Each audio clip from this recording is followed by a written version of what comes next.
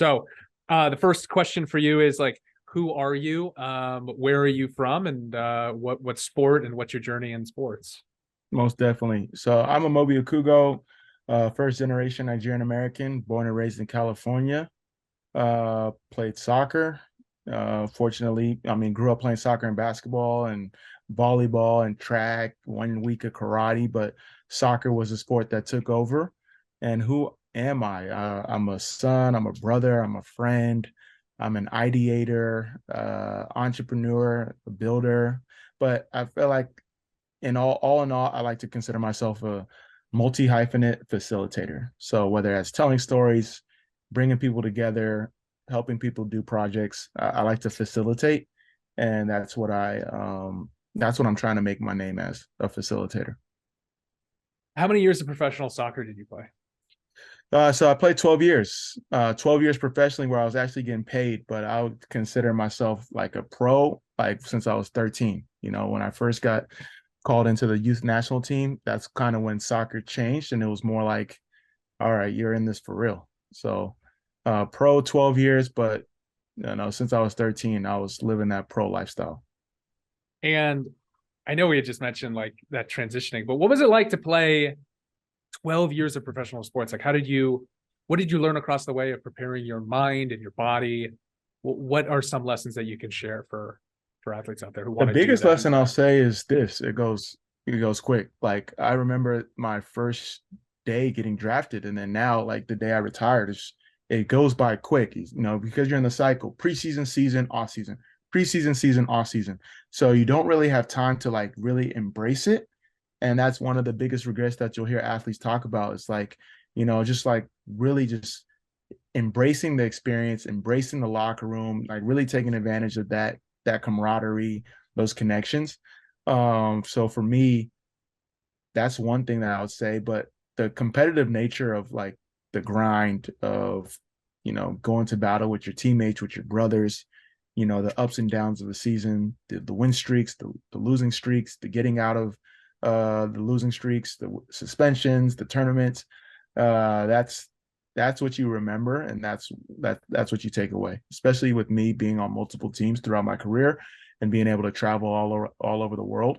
The different cultures, the different cities, the different supporters groups, all these things you take in, and in the moment you may not appreciate it, but like whether you move on to a different team or whether you're done playing like myself, that's when you really embrace it and you feel it and you realize how fortunate you were to, play as long as that you did. What was it that kept you going over a 12-year period? Uh, a lot of things, just the competitive spirit of being able to compete at the highest level, for an extended period of time, the pursuit to win, and not only like trophies and stuff, but to win the everyday battle of being able to say I'm a professional soccer player. Because one thing that the OGs told me is that it's a GM's job or it's a coach's job to try to replace you. They're going to try to find someone younger, someone better, or someone that's cheaper, and your job is to continually prove them wrong. So just winning that battle every day.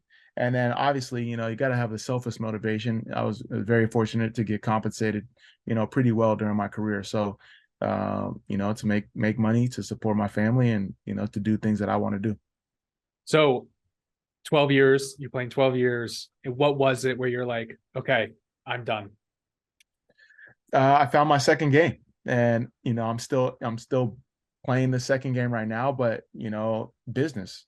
I was getting to the point where I started business or businesses while I was playing, and it was to the point where I was just before practice, I was on meetings. Right after practice, after I do my cool down and stuff, right into the thick of things from a business standpoint. And it got to the point where um and obviously there's other factors at play where I didn't have as much leverage in terms of picking where I wanted to play. I was playing in the second division, so it wasn't nearly as, I don't want to say competitive because it was still competitive, but from a compensation standpoint, it wasn't the same.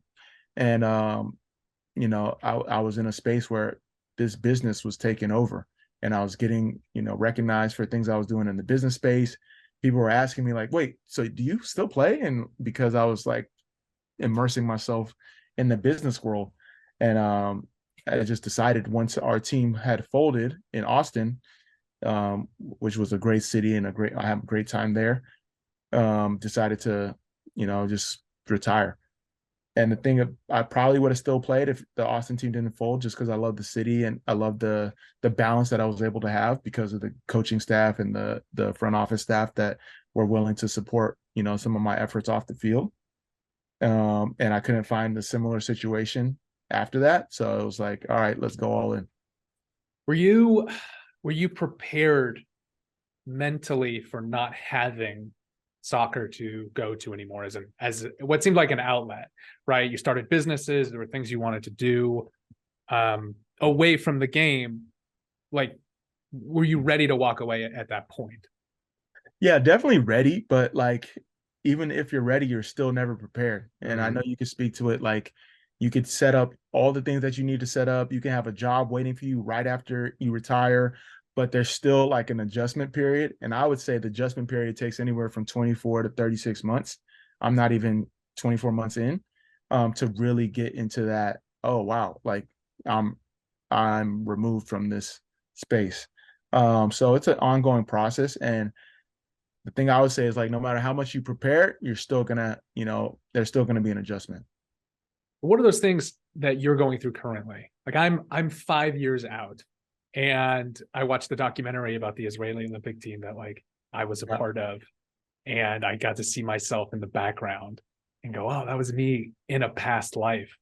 And I'm trying to find the words or the characterization I could put into place, saying like, I don't miss playing baseball. I miss the camaraderie. I miss getting ready for something physically. I play soccer now 3 times a week Love because that. Okay. it gets me going. It keeps me in shape. It keeps me around people. It keeps me active.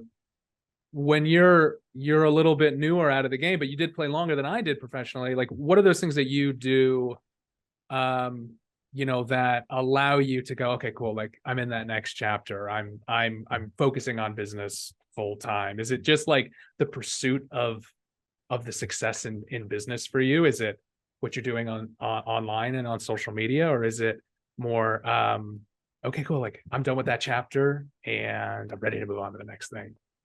Yeah, I would say it's the pursuit, because I use like all the things that I learned from sport. I've learned the relationships, the experiences, the insights to help me in this new game.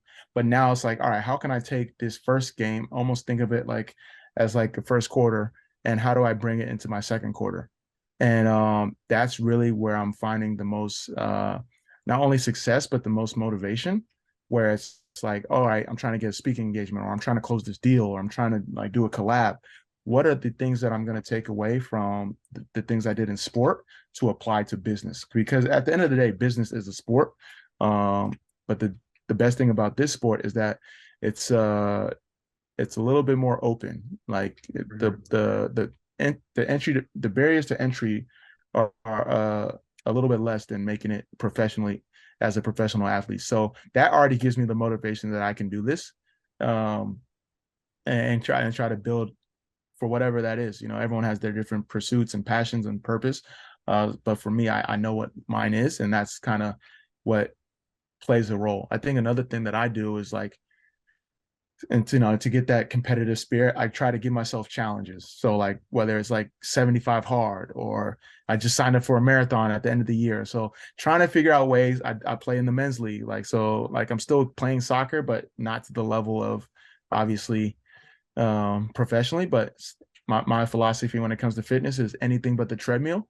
So I'm trying to figure out ways to just continually challenge myself so that I have that similarity or that synergy to like being on a team, or pursuing a goal from a physical standpoint. And so far it's worked. I know there's going to be like bits and pieces similar to how you said, where you watch the documentary and you're like, you don't miss baseball. I do get that feeling sometimes, but then also I'm looking at some of my guys that are still playing. I'm like, yeah, I mean, I could still, let me see what my agent's up to. But at the end of the day, I know where I'm right where I'm supposed to be. How do you apply what you learned in sports, playing as long as you did, to what you're doing outside of sports?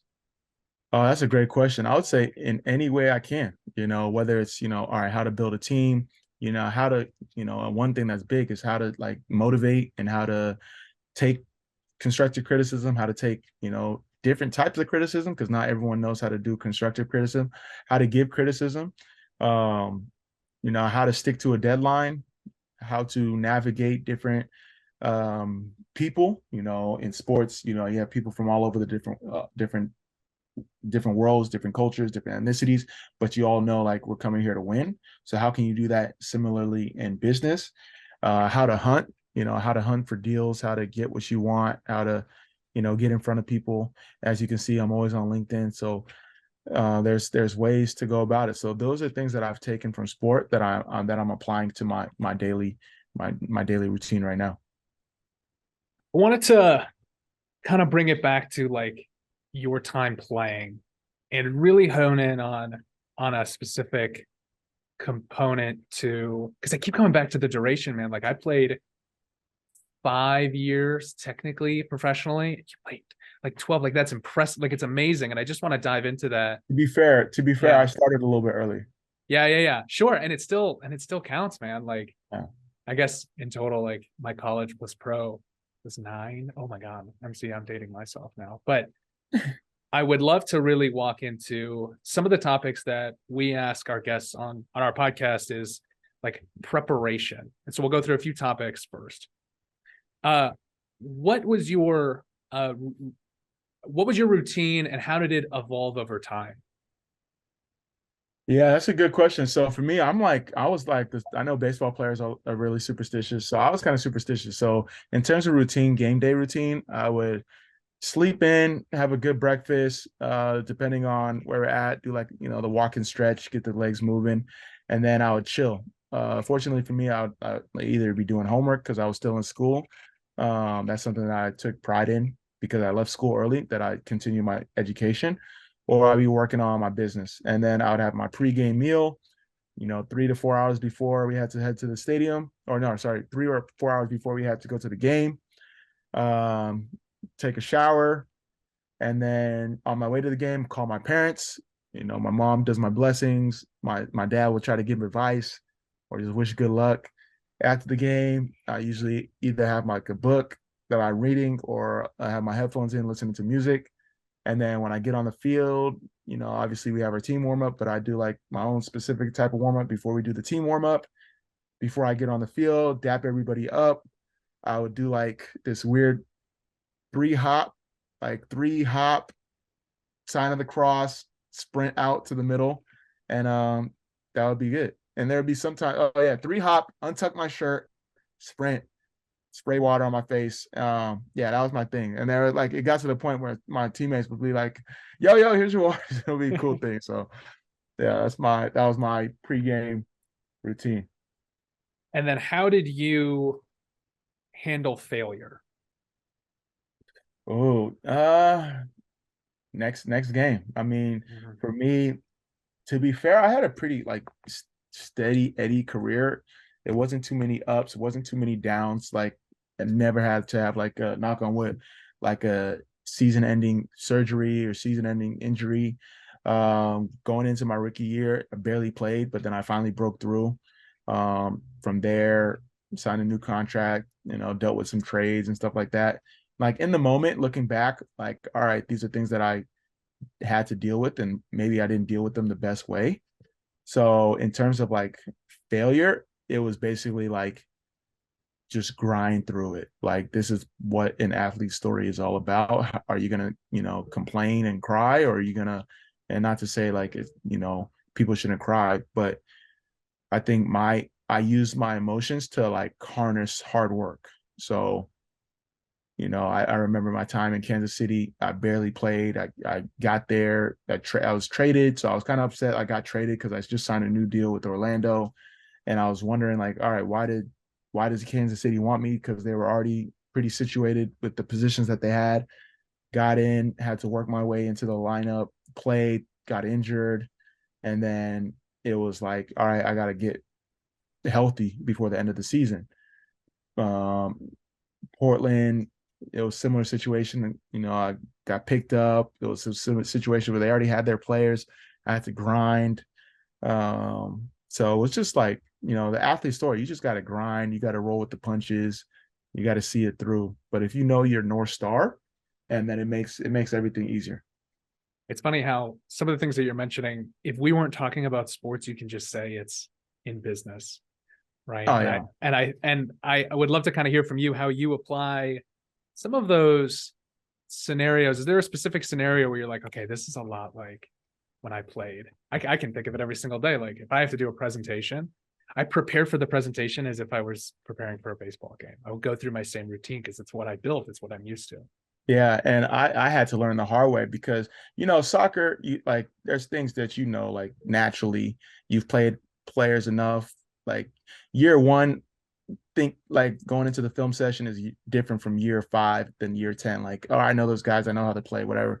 So I almost took the same approach for a speaking engagement, and you could just tell I was winging it. It wasn't succinct. So like understanding like no, you got to come prepared. You got a presentation, a speaking engagement the day before. You got what's the audience like? What are you going to speak about? What are your talking points? What are your hooks? What are your call to actions? So understanding that whenever I do a speaking engagement. But the one thing that I take away now, and the biggest lesson or the biggest crossover is when you're in hunting season. So it might take a whole year to get a deal, and it's like meeting, intro, pitch, talk about proposal, falls off because of budget, reintroduce yourself, new person comes in, and then a year later you finally get the deal done. It's like if you don't be persistent and like persistently annoying in a respectful way, you're gonna lose opportunities. And the same holds true with sports. If you're like, all right, I'm gonna work hard until he notices me, and then he doesn't notice me after a couple games. It's like, all right, he doesn't care. That's when you drop off. But if you continue to do it, which is what I had to do, whether it's in Kansas City or Portland or Philadelphia or Orlando, um, where you're just showing up every day, and then when you get that moment, that's when you got to be ready for it. Last few questions for you. Uh, Say scenario one, an athlete is currently playing and wants to start a business while he's playing during his career. How would you advise him? What would you tell Get him? the right people in place. You got to have your team in order, get your affairs in order. If you want to go fast, go alone. If you want to go far, got to go together. So that's the biggest thing that I would say. Find out if you're the visionary or the integrator. So for me, I know I'm a visionary, and my businesses didn't like really develop and really hit that next level till I found an integrator, because we can only do so much. And I think that those are the two things that I would immediately, you know, do. And I would say the last thing is leverage now. You're an athlete, so you can get in front of a lot more different people. So I would think the best time to actually start a business is not waiting until you have time and you're retired, is to actually start while you're an athlete. So you can use that as not only PR, access, leverage. Yeah, I think that's definitely like the third piece I would say. Say you're a former athlete listening. You're like, oh, I didn't start a business when I was playing, and I should now. How do you leverage your time in professional or college sports to build a business now? So if I'm a former athlete, I would say, start with building a database. So for me, I played at 5 different teams. So I would say build a database. All right, who do I remember at each of those cities, those teams? Build a database. From there, based on what I'm doing, now I have like a starter kit of who I can reach out to, who I can seek for help, who I can seek for guidance, and then go from there. It's never too late. Obviously, you want to leverage or strike while the iron is hot, but the fact that you were an athlete still speaks for something, and definitely use it to your advantage. If you're a collegiate athlete, you got a head start. So take advantage of it. And you have the largest network, because depending on if you're a small school, you have an intimate setting where you're going to have more personable relationships. And if you're at a big school, you can get in front of everyone, and your alumni database is even that much bigger. So, take advantage of that network, and, find out passions or find out people that are in passions that you want to pursue. That was perfect. thank you so much for your time.